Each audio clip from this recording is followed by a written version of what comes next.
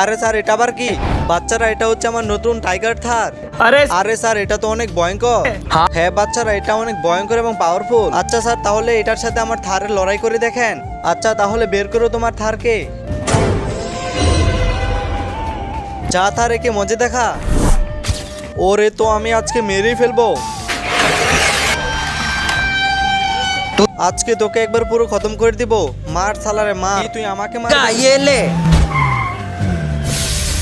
দেখলেন স্যার, আপনার গাড়ি থেকে আমার গাড়ির পাওয়ার বেশি। আচ্ছা তাহলে এই ব্যাপার। টাইগার থার, দেখা দেও তোমার পাওয়ার। এবার আমি তোকে ছাড়বো না।